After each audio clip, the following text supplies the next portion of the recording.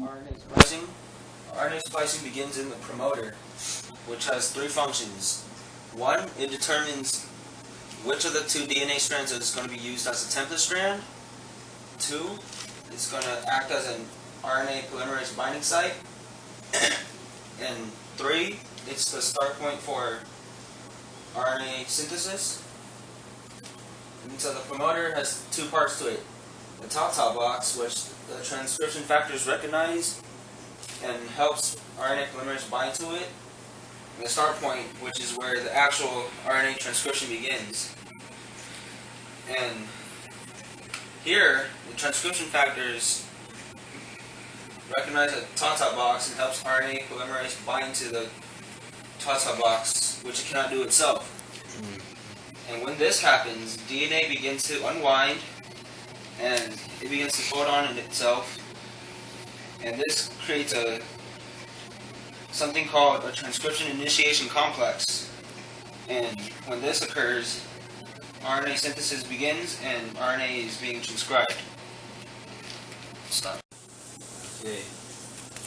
Once the transcription initiation complex creates pre-mRNA, it's going to have a 5' cap, which recognizes spliceosomes and prevents hydrolytic degradation of mRNA. A poly A tail, which has the same functions as the 5' cap, but also helps explores the mRNA out of the nucleus, and exons and introns. Exons are the coding segments of DNA, and introns are the non-coding segments of DNA. And in order to create a continuous strand of mRNA, we have to excise or cut out the introns, and that is done with a spliceosome. A spliceosome is made of SNRPs, SNRNPs, which are made of proteins and snRNAs. snRNA here acts as a ribozyme because it catalyzes the process of excising the introns and other proteins, and these make up the spliceosomes. And when the pre-RNA mRNA runs through the spliceosome, these snRNPs, SNRPs, find all the non-coding segments, the introns in the DNA, and excise them, and then it recognizes the flanking ends of the exons and binds them together to create a long continuous strand.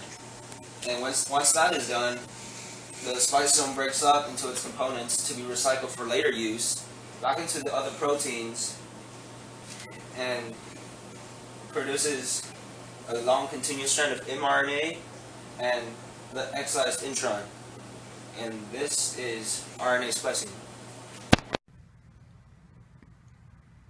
Sure.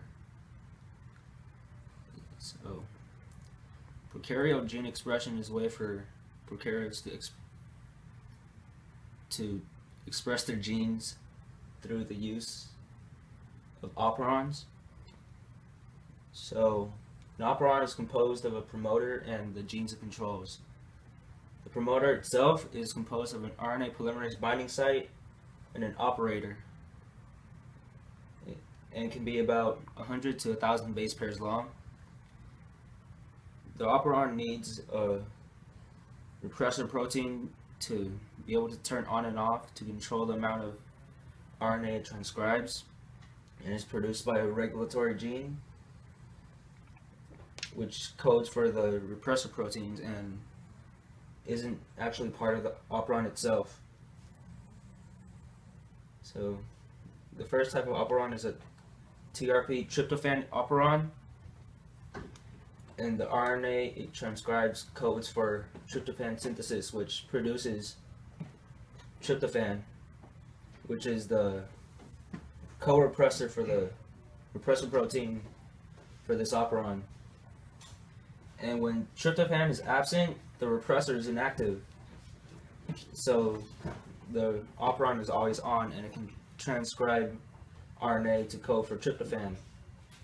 And when there's enough tryptophan, the tryptophan will bind to the repressor which will make it active, and it binds to the operator and the promoter, which stops transcription and no more RNA is made. And this makes the TRP operon a repressible operon because it's already on and it can be repressed by a repressor protein. The second type of operon is the lac operon, and it's an inducible operon, which means that in its natural state it's always off because the repressor protein is already active and it binds to the operator and the promoter, which prevents transcription from happening and no RNA is made. So, in the presence of allolactase, which is an inducer, the allolactase binds to the active repressor protein, bending it out of shape and causing it to become inactive, allowing it to unbind with the operator and the promoter, allowing RNA polymerase to bind to the binding site, and allowing the transcription to continue producing RNA. And certain genes are used to code for a different enzyme. So LAC-Z codes for beta-galactosidase, LAC-Y codes for permease, and LAC-A codes for transacetylase. So the lac operon is under dual control, which means there are two control mechanisms to it. One is the negative regulation control, which is the lac repressor, and then there's the positive control, which is the CRP. CRP stands for cyclic AMP receptor protein, and this happens when the lac repressor is inactive and there's a low level of glucose. This causes the cyclic AMP or CAMP levels to be high, and when there's a high enough CAMP level, it binds to the inactive CRPs, activating them and causing them to bind to their binding sites in the promoter, which stimulates RNA polymerase to bind to its binding site in the promoter, and this allows for a higher rate of RNA to be synthesized.